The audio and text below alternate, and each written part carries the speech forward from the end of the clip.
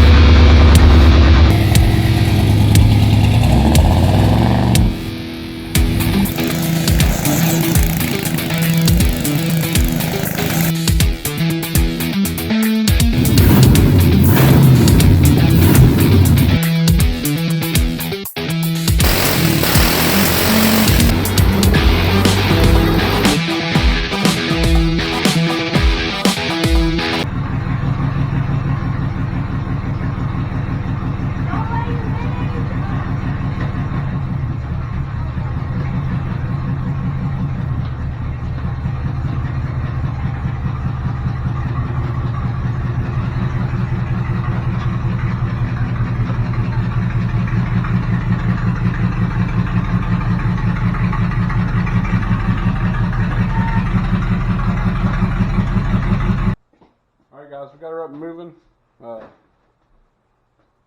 We still got to rebuild the back brakes, so we just bled the front just to get to where we can move and stop.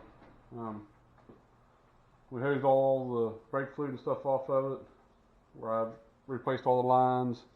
We went through and I took the proportional valve apart, cleaned it out. Ended up getting a bad set of caliper hoses for the front.